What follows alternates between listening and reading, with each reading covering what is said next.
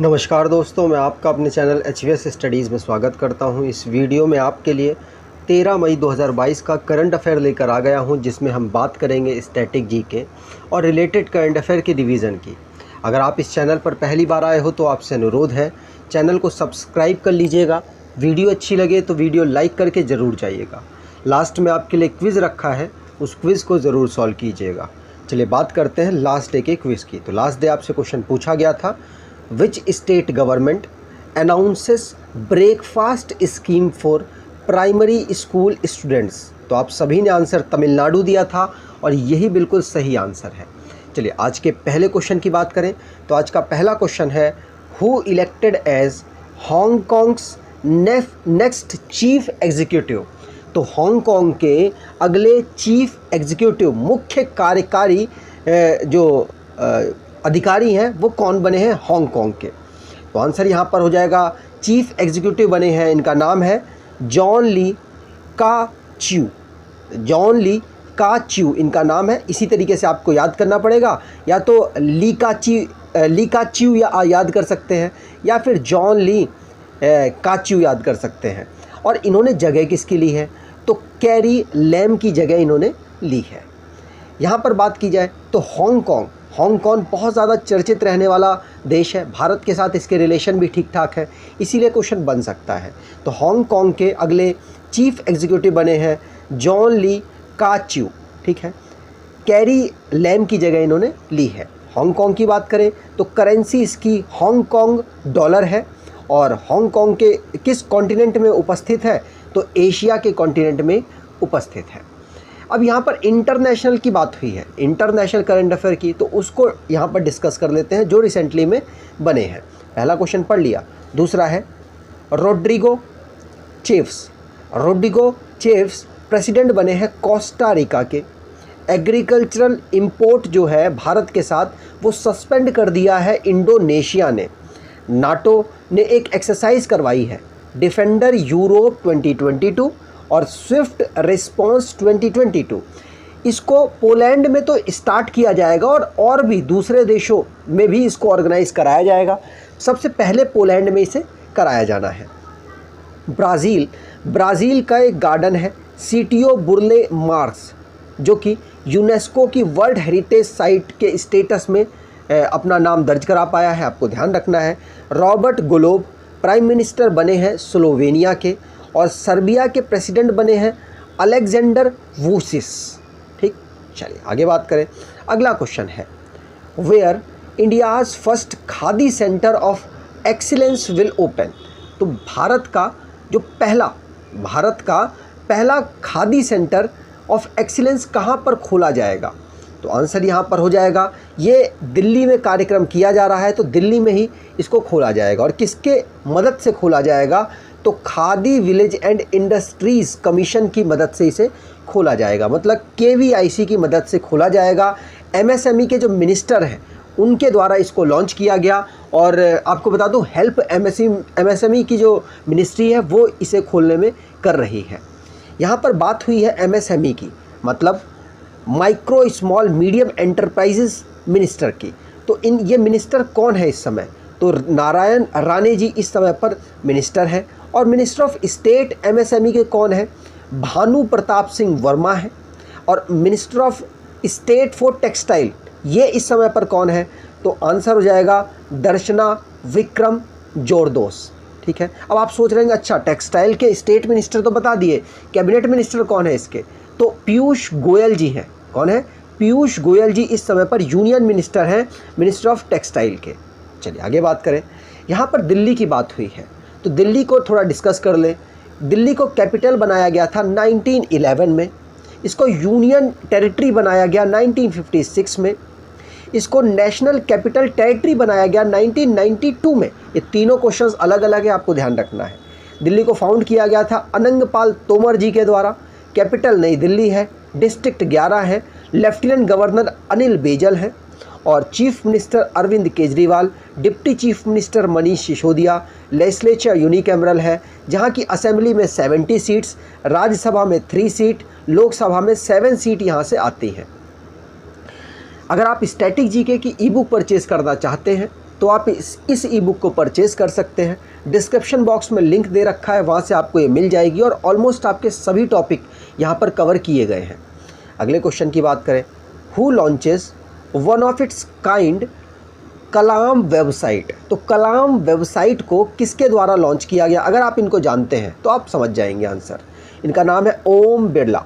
ओम बिरला जो कि इस समय पर 17 नंबर की हमारी लोकसभा जो चल रही है उसके ये स्पीकर हैं, अध्यक्ष हैं। याद रखना है, ओम बिरला जी के द्वारा कलाम वेबसाइट को लॉन्च किया गया। इसमें क्या कार्य होगा तो आपको बता दूं, जो हिंदी लिटरेचर से जुड़े हुए लोग हैं उनको यहाँ पर बेनिफिट मिलेगा। उनके जो मतलब ऑथर हैं उनको प्रमोट किया जाएगा, उनकी राइटिंग को प्रमोट किया जाएगा इस वेबसाइट के माध्यम से। मतलब हिंदी को कहीं ना कहीं प्रमोट करने की यहाँ पर कोशिश की जा रही है। बात की गई है इसकी टैगलाइन की, तो इसकी टैगलाइन है अपने भाषा अपने लोग। ठीक, चलिए आगे बात करें। अगला क्वेश्चन है, international nurses day 2022 observed on. तो इंटरनेशनल नर्सेस डे बहुत ज़्यादा पूछा जाता है, कोरोना वायरस की वजह से ये डे इम्पॉर्टेंट हो चुका है। तो यहाँ पर आपको बता दूँ, इस डे को 12 मई को हम सेलिब्रेट करते हैं। आपको ध्यान रखना है 12 मई को हमने इंटरनेशनल नर्सेस डे सेलिब्रेट किया। क्यों किया? क्योंकि इस दिन फ्लोरेसेंस नाइटिंगेल जी का बर्थडे पड़ता है। ठीक है, तो बर्थडे के दिन 12 मई को हमने इंटरनेशनल नर्सेस डे को सेलिब्रेट किया है। बात हुई है, इनको एक नाम से जाना जाता है, लेडी विद द लैम्प। किनको? फ्लोरेसेंस नाइटिंगेल जी को। इसकी थीम रही है कुछ, क्या थीम रही है? Nurses a voice to lead, invest in nursing and respect right to secure global health. ये इसकी थीम बड़ी है लेकिन आप याद कर सकते हैं, एक बार दो बार पढ़ेंगे तो आपको याद हो जाएगी। रिसेंटली में हमने जो डेज़ रिवाइज़ किए हैं, पढ़े हैं, उनको रिवाइज़ कर लेते हैं। जैसे कि 1 तारीख को 1 मई को हमने इंटरनेशनल लेबर डे मनाया। वर्ल्ड ट्यूना डे 2 मई को हमने सेलिब्रेट किया।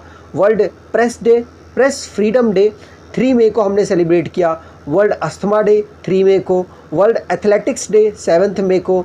वर्ल्ड रेड क्रॉस डे 8 मई को। वर्ल्ड थैलेसीमिया डे 8 मई। नेशनल टेक्नोलॉजी डे 11 मई। इंटरनेशनल नर्सेस डे 12 मई को हमने सेलिब्रेट किया है। अगले क्वेश्चन की बात करें, a book titled the struggle for police reform in India written by. तो आंसर यहाँ पर हो जाएगा एम वेंकैया नायडू जी के द्वारा इसको रिलीज़ किया गया, लेकिन लिखा गया है प्रकाश सिंह के द्वारा।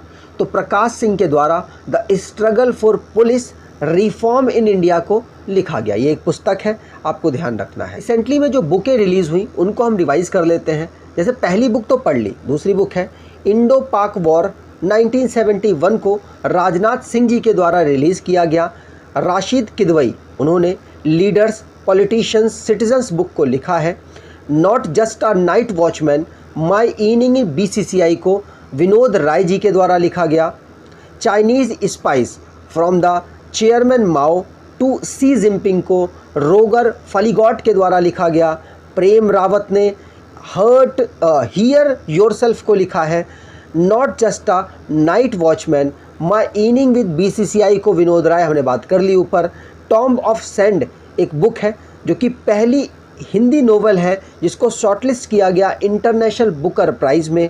Tiger of draws captain Anuj Nair 23 Kargil hero को मीना नायर और हिम्मत सिंह शेखावत के द्वारा लिखा गया। द मैवरिक इफ़ेक्ट को हरीश मेहता जी के द्वारा लिखा गया। अगले क्वेश्चन की बात करें, which country opens world longest glass बॉटम्ड bridge. तो ग्लास से बना हुआ एक ब्रिज किसके द्वारा, किस कंट्री के द्वारा लॉन्च किया गया? वैसे तो ये पहले भी लॉन्च किया जा चुका है लेकिन दुनिया का ये सबसे लॉन्गेस्ट है, इसलिए पूछा जा रहा है। तो आंसर यहाँ पर हो जाएगा ये वियतनाम के द्वारा काम किया गया है। तो ए ऑप्शन यहाँ पर बिल्कुल सही हो जाएगा। इससे पहले सबसे पहले बात की जाए, ग्लास से बना हुआ जो ब्रिज है वो चाइना के द्वारा लॉन्च किया गया था। भारत में बात की जाए तो भारत में 2 जगहों पर ये ब्रिज बना हुआ है। कहाँ कहाँ बना हुआ है? तो एक तो बिहार में है और एक ऋषिकेश में इसको बना रखा है। ठीक है, याद रखना है, आपको पूछा जा सकता है। यहाँ पर वियतनाम की बात हुई है तो वियतनाम कैपिटल हनोई है, करेंसी डोंग है और प्राइम मिनिस्टर इसके फाम मिन चिन है। आगे बात करें, रिसेंटली में जो भी करंट अफेयर रिलेटेड बने मिसलेनियस से उन्हें रिवाइज कर लेते हैं। जैसे साइबर डिफेंस एक्सरसाइज जो कि लॉक्ड शील्ड नाटो के द्वारा कराया गया एस्टोनिया में। शांति सेठी जो कि कमला हैरिस की डिफेंस एडवाइज़र बनी है, भारत से बिलोंग करती हैं। रशिया का एक मॉस्कोवा एक जहाज़ है, पानी का जहाज़, जिसको नेपच्यून मिसाइल के टकराने की वजह से वो डूब गया और यूक्रेन की ये नेपच्यून मिसाइल थी। मेगी नाम की एक तूफ़ान आया जो कि फिलीपींस में आया है। इजराइल ने आयरन बीम का टेस्ट किया रिसेंटली में, सक्सेसफुल हो गया। इक्वाडोर पहली कंट्री ऐसा बना जिसने लीगल राइट दे दिया है वाइल्ड एनिमल्स को। शहबाज शरीफ 23rd नंबर के प्राइम मिनिस्टर बने हैं पाकिस्तान के। चाइना ने गुआफेन 303 अर्थ ऑब्जर्वेशन को लॉन्च किया है। अगले क्वेश्चन की बात करें, which country elected a new chair of the association of Asian election authorities for 2022-2024। तो 2022 से लेकर 2024 तक किस कंट्री को अगला चेयर कंट्री बनाया गया है, किसके द्वारा? एशियन इलेक्शन अथॉरिटी के द्वारा। तो आंसर यहाँ पर हो जाएगा भारत को ये जो सम्मान है ये मिला है और भारत 2022 से लेकर 24 तक एशियन इलेक्शन अथॉरिटी का चेयर कंट्री बन चुका है। ठीक है, इसमें Russia, Uzbekistan, Sri Lanka, Maldives, Taiwan और फिलीपींस शामिल हैं। ठीक है, और आपको बता दूं और भी एशिया की कंट्रीज़ हैं, ये कंट्री तो मैंने कुछ बताई हैं। अगले क्वेश्चन की बात करें, 5000 year old jewellery factory rooted out in which state Indus valley site Rakhigarhi. अगर आप जानते हैं कि राखीगढ़ी कहाँ पर है तो आप आसानी से आंसर दे पाएंगे। राखीगढ़ी आपको बता दूं हिसार हिसार हरियाणा में है। आप समझ सकते हैं ना, हिसार हरियाणा में, तो हरियाणा यहाँ पर आंसर सही हो जाएगा। राखीगढ़ी भारत की सबसे बड़ी साइट है जो इंडस सिविलाइजेशन है, इंडस वैली सिविलाइजेशन की भारत में जो उपस्थित साइट्स हैं उनमें सबसे बड़ी साइट है राखीगढ़ी जो कि हरियाणा के हिसार में उपस्थित है। वहीं पर 5000 year old jewellery making factory मिली है आर्कियोलॉजिकल सर्वे ऑफ इंडिया को। आर्कियोलॉजिकल सर्वे ऑफ इंडिया को फाउंड किया गया था कनिंघम के द्वारा। आपको बता दूं इसको 1861 में फाउंड किया गया था। विद्यापीठ जी इस समय पर इसको हेड कर रहे हैं। आगे बात करें, हाँ, भारत में तो सबसे बड़ी राखीगढ़ी है, लेकिन दुनिया में सबसे बड़ी जो इंडस वैली सिविलाइजेशन की साइट है वो मोहनजोदड़ो है। अगले क्वेश्चन की बात करें, which state chief minister received special Bangla academy award. तो आप इनको सोच रहे हो कौन से स्टेट के चीफ मिनिस्टर हैं ये।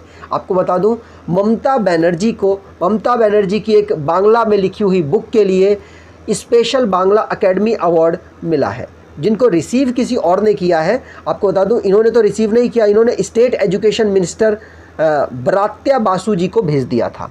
तो आपको बताऊं 2020 में कोलकाता बुक फेयर में ममता बनर्जी जी ने अपनी एक बुक कविता बितान को लॉन्च किया और उसी बुक को रेस्पेक्ट और साथ साथ उनकी जो लिखने की जो कला है उसको प्रोत्साहित करने के लिए साहित्य अकेडमी के द्वारा उनको अवार्ड दिया गया, बांग्ला अकेडमी अवार्ड। आपको ध्यान रखना है, पूछा जा सकता है। अगले क्वेश्चन की बात करें, अगला क्वेश्चन है आपके लिए क्विज। तो which state chief minister launched Ladli Lakshmi scheme 2.0। तो आपको कमेंट बॉक्स में डिटेल में आंसर देना है। अगर आपको ये वीडियो अच्छी लगी है तो आपसे अनुरोध है वीडियो को लाइक कर दीजिएगा, चैनल को सब्सक्राइब कर लीजिएगा और एटलीस्ट अपने कुछ दोस्तों तक वीडियो को शेयर ज़रूर कीजिएगा। धन्यवाद।